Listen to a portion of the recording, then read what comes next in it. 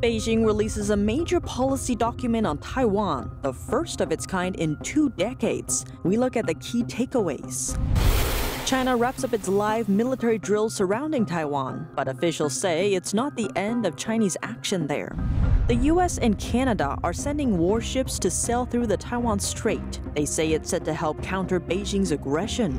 One of the world's biggest automakers is slimming its presence in the Chinese market. Company leadership says the decision is based more on politics than finances.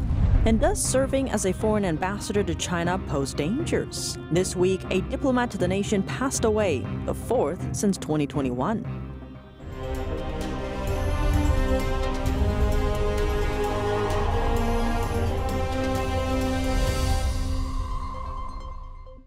Welcome to China in Focus. I'm Tiffany Meyer. China just released its first major policy document on Taiwan in 2 decades. The move comes the same day Beijing ended its live military drill around the island. So what are the key takeaways? The document says even though Beijing will try its best to achieve what it calls peaceful reunification, it will not renounce the use of force. Reunification is how Beijing describes its efforts to take Taiwan. It sees the island as its rightfully Chinese territory, though the Chinese Communist Party has never ruled Taiwan. The regime's document also took aim at Taiwan's ruling party, the Democratic Progressive Party. It says authorities in that party are undermining the prospects of peaceful reunification, adding that these are obstacles that must be removed. In previous white papers, Beijing said it would not send troops or administrative staff into Taiwan after taking it over. That line was left out of the latest document. In response, Taiwanese President Tsai Ing-wen said Beijing's purpose is to threaten Taiwan. She also pointed out that the regime is trying to appeal to some Taiwanese politicians that are inclined to compromise with Beijing. What's more, Tsai criticized the opposition party. The same day China ended its military drill, the vice chair of the opposition party led a delegation to visit mainland China. China has ended its live military exercises around Taiwan, but that's not the end of it. The Chinese military says it plans to regularly organize patrols in the direction of the Taiwan Strait. The strait separates Taiwan from mainland China. But during the drill, China's military crossed the strait and encircled Taiwan. Warships from both sides sailed at close quarters, close enough that Taiwanese warships could reportedly see the Chinese vessels from their windows. China started the military exercise last week after House Speaker Nancy Pelosi visited the island. Even though Taiwan is over 7,000 miles away from the U.S., Beijing said Taiwan is the most sensitive and most critical issue in its relations with Washington. The U.S. acknowledges but does not endorse China's claim on the island. Washington does not have formal diplomatic relations with Taiwan, but is bound by law to provide the island with the means to defend itself. The U.S. is promising to sail warships through the Taiwan Strait and send jets flying into the region, while Canada says it's joining in. The movements come in response to Chinese military activities in the region. Washington says Beijing's growing military pressure on Taiwan has become a prolonged strategy. Both the U.S. and Taiwan now believe that Beijing is using U.S. House Speaker Nancy Pelosi's visit to trigger conflict, and that it intends to step up its threats toward Taiwan. Officials said the U.S. Navy will sail through the Taiwan Strait within a few weeks, despite Beijing's recent claim of control over the entire waterway. What's more, Canada is joining the U.S. action. Sailing together with the U.S. Navy will be 2 Canadian warships, Her Majesty's Canadian ship Vancouver and Winnipeg. The vessels headed west toward the Asia-Pacific region after they wrapped up the U.S.-led Rim of the Pacific exercise last week. Canada's Foreign Affairs Minister called on Beijing to use restraint.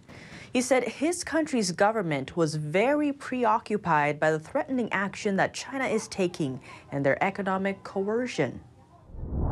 If your stomach is rumbling, stay tuned. Next, we have an update on food and what a lineup of restaurants in Taiwan has to do with geopolitical tensions and a tweet from China's foreign ministry. Let's take a closer look. Hua Chunying is the spokesperson and the assistant of China's Minister of Foreign Affairs. A recent Twitter post she shared is taking fire, and it has to do with tensions between Taiwan and Beijing. So here's the message. Baidu Maps, considered the Chinese version of Google Maps, showed that there are 38 Shandong dumpling restaurants and 67 Shanxi noodle restaurants in Taipei. That's Taiwan's capital city. Worth noting, China's Shandong and Shanxi provinces are famous for their dumplings and noodles. The tweet goes on to say, "Palates don't cheat. Taiwan has always been a part of China. The long-lost child will eventually return home." Hua posted the tweet at a sensitive timing. That's amid the tension surrounding the Taiwan Strait, when Beijing is angered by U.S. House Speaker Nancy Pelosi's visit to Taiwan. Her tweet sparked a flurry of mocking comments, with a long list of users using the post's own logic against it. Former U.S. State Department spokesperson Morgan Ortagus also joined in. She quoted Hua's tweet and wrote her own version. Her take reads, "There are over 8,500 KFC restaurants in China. Palates don't cheat. China has always been a part of Kentucky. The long-lost child will eventually return home." But that's not all. Bonnie Glasser is the director of the Asia program at the German Marshall Fund, a U.S. think tank.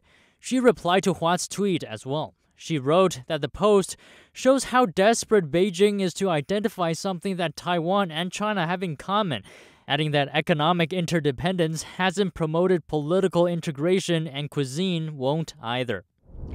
A new joint drill between the U.S. and Japan. The two nations launched the event during the world's largest maritime warfare exercise, known as the Rim of the Pacific exercise, or RIMPAC. The new action revolves around what's called the existing crisis situation. Japan's defense minister confirmed the exercise on Monday. Existential crisis situation is a term used to describe a certain risk level. The phrase was first identified in Japanese legislation in 2015. The status is the country's second most serious, falling behind what's called an armed attack situation. That describes a situation that warrants Japan to use limited self-defense capabilities. Because Beijing held military drills surrounding Taiwan last week and test-launched 5 missiles in the area, many believe the timing of the new U.S.-Japan drill was chosen carefully. According to the commander of the U.S. Navy's 3rd Fleet, the existing crisis drill will boost response from all militaries involved, including Taiwan's. Japan's self-defense force had sent its largest ships, plus its western front of the ground force, to participate in RIMPAC, where they focus on the existing crisis situation drill. The event is a biannual drill led by the U.S. It took place this year from late June to early August. 26 countries participated. The Japanese minister didn't disclose details of the exercises, but said Japan will continue participating in similar trainings for peacekeeping purposes. One of the globe's largest automakers is scaling back its presence in China. The company's CEO recently outlined why. NTD's Sean Marshall brings us the details. Stellantis is having trouble with local Chinese politicians. Chief Executive Officer Carlos Tavares cited that as a root cause behind the company's decision to shut down its only Jeep factory in China. He said the state-owned GAC, or Guangzhou Automobile Group, did not comply with a memorandum of understanding, leading to a breach of trust. The political influence on business in China has been growing over the last 5 years, which means the more I discuss with my business partners, the more I was seeing over the last 5 years that the political pressure, the political influence on their own positions was impactful. Tavares has acknowledged lockdowns in China have impacted business and that the Jeep joint venture was racking up losses. But he said the company's reasons for leaving run deeper. And I think that you will see that some of our competitors being very vulnerable to the Chinese operations will be somewhere challenged in the near future because of these growing geopolitical tensions. Tavares mentioned that they would be very exposed if they kept an asset-heavy strategy and thinks that having an asset-light strategy would give the company more protection. Jeep will instead sell electric vehicles in China. Sean Marshall, NTD News. The U.S. solar industry is trying to navigate the Uyghur Forced Labor Prevention Act. The law took effect in June. It bars companies from importing goods from Xinjiang, where there is evidence of forced labor. But vital solar panel materials come from that region. NTD's Colin Fredrickson has more. America's solar industry is being impacted by the Uyghur Forced Labor Prevention Act, which took effect early June. The act requires companies to prove that imported goods weren't made by Uyghur forced labor in the Xinjiang region. I have family members who, have been interned in these concentration camps, who have been used as forced labor. And of course, we hear this from everyone in our community. Salih Hudaya is the prime minister of the East Turkestan government in exile. East Turkestan is the name Uyghurs use for their home. The Chinese Communist Party calls it Xinjiang. Hudaya is a Uyghur currently living in the United States. He supports the measure, which President Biden signed into law last December. They're not just doing this forced labor project in East Turkestan. They're doing it all throughout China. They're not just using Uyghurs. They're using, Falun Gong. They're using any political dissenters, including Catholics. Polysilicon is a vital component in solar panels. One estimate says China produces over 80% of the world's solar-grade polysilicon. Another says 50% comes straight from the Xinjiang region. The Wall Street Journal says many Chinese solar panel suppliers have had their shipments detained, according to industry executives. If it's coming from that region, then U.S. Customs and Border Protection will assume that it's a forced labor good, so it will not be able to come into the country. The way around that is if a company can provide documentation that its products are not made with forced labor anywhere in the supply chain. Nick Icavella is with the Coalition for a Prosperous America. Icavella says this is a win for American workers because they shouldn't be competing with forced labor. Colin Fredrickson, NTD News.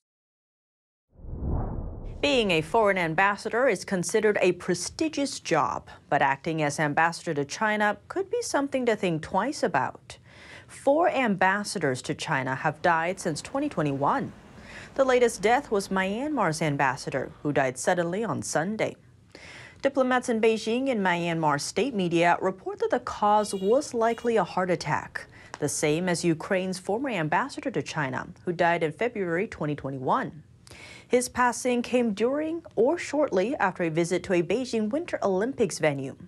German ambassador Jan Hecker died in September, less than 2 weeks into his Beijing posting. His cause of death was kept private, while the Philippines ambassador Jose Santiago Romana died while under quarantine in eastern China in April.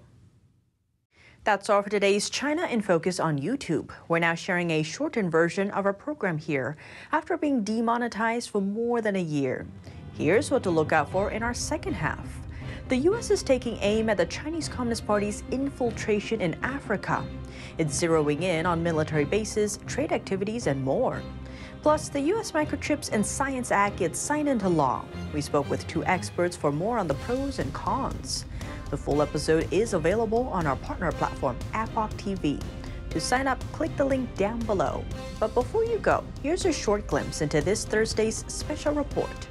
Rising prices, falling currencies. The effects of inflation are hitting hard. But in this age of globalization, what role is the Chinese regime playing in U.S. inflation? And how is the Middle East involved? In this special report, we look at how players in different countries move across the global chessboard and how actions thousands of miles away are felt here at home. Thanks for watching China in Focus. I'm Tiffany Meyer, and see you tomorrow. Presenting the heritage of traditional Chinese martial arts, promoting martial ethics, and reviving the true tradition. The 2022 NTD International Traditional Chinese Martial Arts Competition preliminaries will be held in New York and Taiwan. On August 28th, the finals will be broadcast live online worldwide. Registration hotline 188-477-9228. For more information, please visit martialarts.ntdtv.com.